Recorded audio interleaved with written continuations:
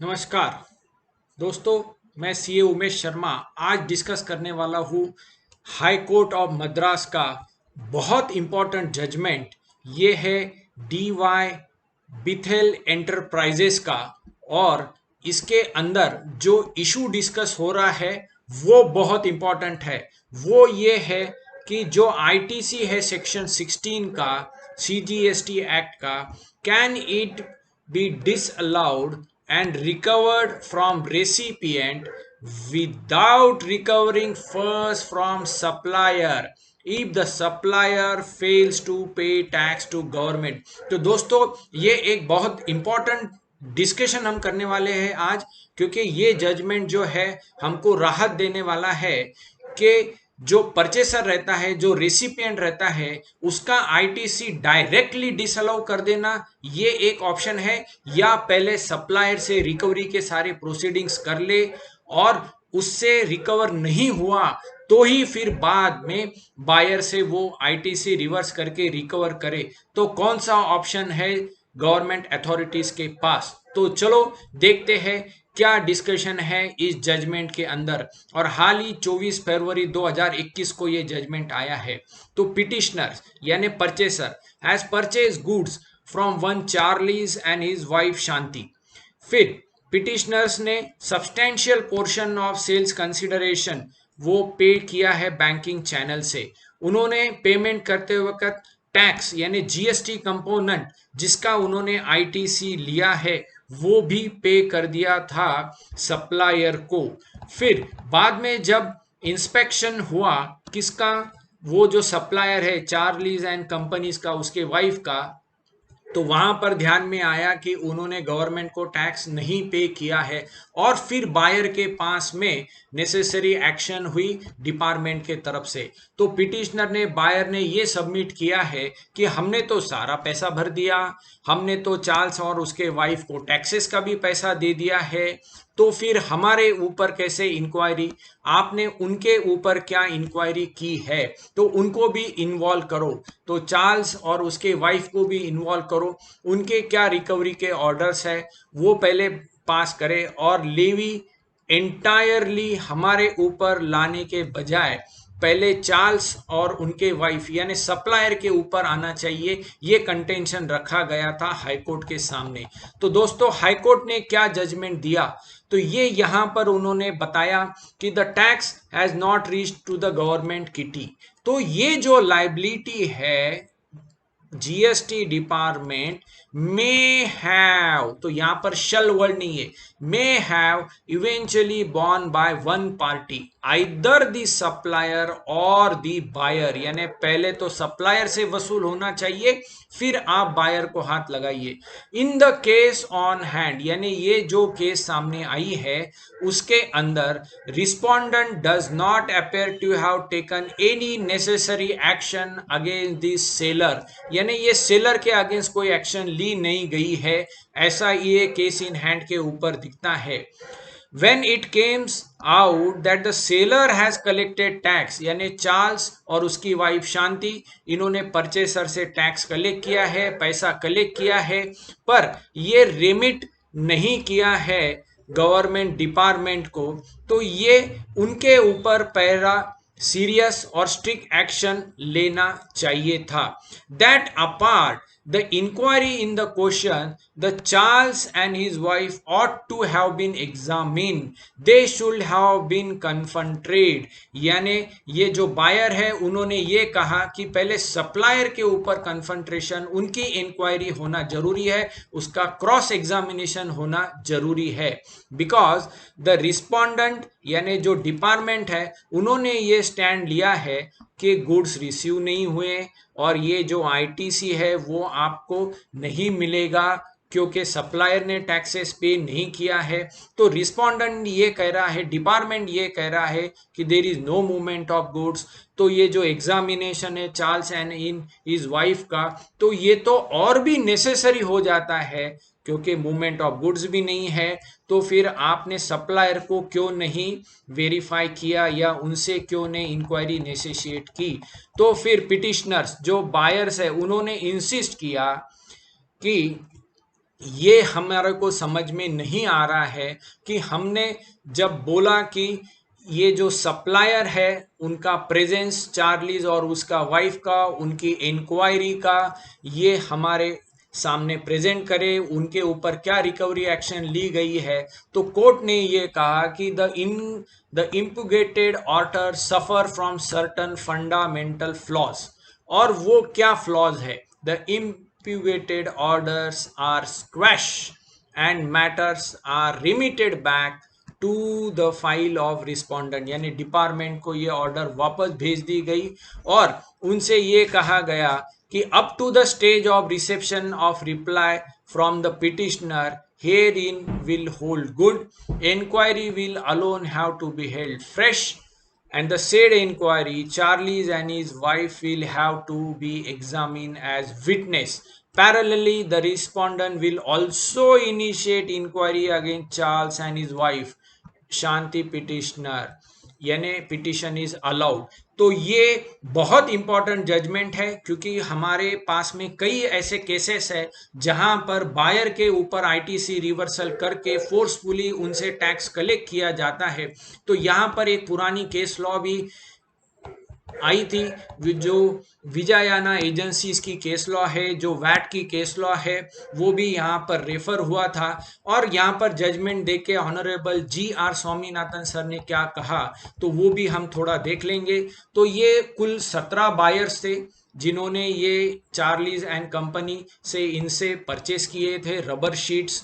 और जब इनको सब्सटैंशियल पोर्शन भी दे दिया था, इनको कंसिडरेशन पे कर दिया था, बैंकिंग चैनल से दे दिया था। और ये जो चार्लीज और उसकी वाइफ है, ये भी रजिस्टर्ड डीलर है और वो भी वेरी सेम असेसमेंट सर्कल। तो दोस्तों ये बड़ी अजीब और बड़ी खास केस बनी है कि एक ही ऑफिसर के पास में बायर है और एक ही ऑफिसर के पास में सेलर है, और बायर को पकड़ के टैक्स रिकवरी कर रहे हैं और सेलर को छोड़ दे रहे हैं। तो ये बड़ी कमाल की चीज यहां पर थी जो कोर्ट के नजर में आई। Then based on the return file of the seller, the petitioner has avail the ITC।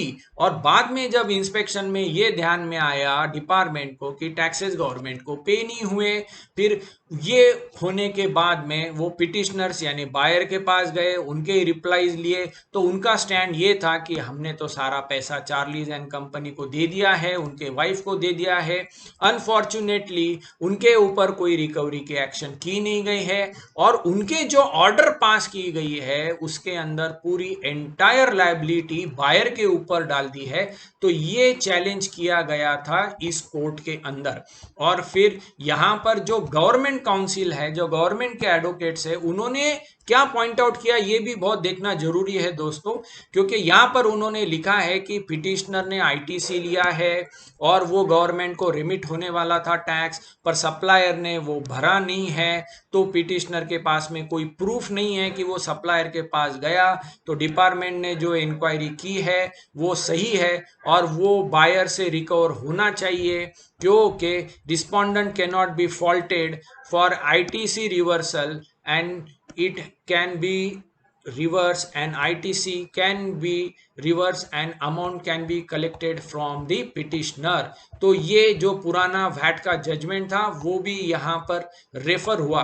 पर बहुत यहाँ पर इंपॉर्टेंट चेंज आई कोर्ट के प्रोसीडिंग्स के अंदर, वो ये कि जो लर्नेड काउंसिल थे बायर्स के तरफ से, उन्होंने एक प्रेस रिलीज बताई जो central board of GST council ने 4 मई 2018 को इशू करी गई थी। और उसमें ये मेंशन किया गया था कि there shall not be automatic reversal of input tax from the buyer on non-payment of tax by the supplier। So this is very important point to be noted। जो भी ये वीडियो सुन रहा है वो ये ध्यान में रखे कि ये ऑटोमेटिक रिवर्सल नहीं हो सकता, ऐसा सेंट्रल बोर्ड ऑफ GST ने ही कहा है, यानी central board of indirect tax. और ये कोर्ट के सामने आया है। In case of default in payment of tax by the supplier, the recovery shall be made from the seller, यानी पहले रिकवरी सेलर से करे। However, reversal of credit from buyer shall also be an option available with the revenue authorities to address the exceptional situation. यानी यहां पर situations बताइए कब ITC recover कर सकते हैं, ये दोस्तों ध्यान में रखिए। लाइक मिसिंग डीलर, अब चार्लीज एंड कंपनी के असेसमेंट वहीं हुई थी, शांति उनकी वाइफ और उनके असेसमेंट भी सेम सर्कल में हुई थी, तो मिसिंग डीलर तो ये थे नहीं। क्लोजर ऑफ बिजनेस, उनका बिजनेस भी चल रहा था, उनके असेसमेंट्स भी हो ही रही थी, तो ये क्लोजर ऑफ बिजनेस वाली भी क्लेज नहीं है। फिर supplier not having adequate assets, ETC, ये कंटिजेंसीज यहां दी गई है, तो सप्लायर के पास में रिकवरी के लिए तो गए नहीं, उनके असेट्स को तो यहां पर बेचने के लिए लाया नहीं, तो ये बहुत बड़ा यहां पर पॉइंट प्रेजेंट हुआ। और ये जो सेक्शन 16(2) है जो अपना CGST एक्ट का भी है, वहां पर भी कोर्ट ने मेंशन किया है कि यहां पर दिया गया है कि tax charge in respect of supply has to be actually paid to the government either in cash or through utilization of ITC। तो भले ही यहां पर दिया गया है सेक्शन 16 के अंदर कि ITC का टैक्स भरा हुआ चाहिए तभी क्रेडिट देंगे, पर यहां पर आगे उन्होंने ये भी दिया कि ये जो टैक्स रीच नहीं हुआ है गवर्नमेंट किटी में, the liability eventually must have been borne by one party either by the seller or the buyer। in the case in hand the respondent यानी department do not appear to have taken any recovery action against the seller। यानी department ने वो Charlie's and his wife शांति से कोई भी recovery proceeding नहीं करी। देखो वो मिसिंग डीलर भी नहीं है, वो कोई यहां पर बिजनेस बंद भी नहीं हुआ है, और यहां पर एडिक्वेट असेट है क्या नहीं है उनके पास टैक्स रिकवरी का, ये भी पोजीशन प्रूव नहीं हो रहा है। तो लर्नेड काउंसिल ने ये अटेंशन ड्रॉ किया कि ये जो ऑर्डर पास हुई है, ये जो फाइनलाइजेशन किया है असेसमेंट का सेलर का, इसमें ये ट्रांजैक्शन को एक्सक्लूड करके किया है, अप्रोप्रिएट अप्रोच नहीं है ये अथॉरिटीज का। When it has came that the seller has collected the tax from purchasing dealer, the omission on the part of the seller to remit the tax in question must have been viewed seriously and strict action must have been taken or initiated। ये बहुत important है कि learned council ने ये कहा कि आप buyer को छोड़ दीजिए, पहले सेलर का असेसमेंट आपने किया है, उसके अंदर ये ट्रांजैक्शन नहीं आई है, बायर ने ये पैसा भरा है, फिर आपने असेसमेंट करते वक्त ये सीरियसली नहीं की है, ये ट्रांजैक्शंस को आपने नज़रअंदाज किया है। तो ये जो इंक्वायरी हुई है, ये जो असेसमेंट ऑर्डर हुई है चार्ज और इनकी, ये प्रॉपर नहीं हुई है। उनको पहले कॉन्सेंट्रेट करना चाहिए, उनके पास से रिकवरी करनी चाहिए, ये प्रूव होना जरूरी है। According to the respondent there was no movement of goods, तो ये एग्जामिनेशन तो होना ही चाहिए था कि चार्ल्स एंड वाइफ से कि मूवमेंट ऑफ गुड्स है या नहीं है। जब पिटिशनर ने इंसिस्ट किया तब भी ये नहीं हुआ, तो कोर्ट के सामने ये आया कि ये फंडामेंटल फ्लॉ है, क्योंकि बायर ने बोला कि आपने सप्लायर के साथ में रिकवर किया कि नहीं किया वो बताओ, तो it has to be squash, यानी ये जो रिकवरी ऑर्डर्स या जो भी असेसमेंट ऑर्डर बायर के अगेंस्ट कर रहे हैं ITC रिवर की, ये स्क्वैश होनी चाहिए। और इसके रीजंस क्या क्या दिए हैं, non examination of Charlies in his inquiry, तो सप्लायर की इंक्वायरी ये बायर को बताना जरूरी है। फिर non intimation of recovery action against the Charlies in the first place, यानी पहले सप्लायर से वैसा वसूल करो फिर बायर का ITC रिवर्सल करो। तो फिर ऑनरेबल कोर्ट ने यहाँ पे दिया कि ये ऑर्डर हम स्क्वैश करते हैं, मैटर रिमांड बैक करते हैं रिस्पोंडेंट को यानी डिपार्टमेंट को। फिर अगले स्टेज के ऊपर पिटिशनर्स का भी रिप्लाई यहाँ पे गुड होता है, और ये फ्रेश इंक्वायरी होनी चाहिए।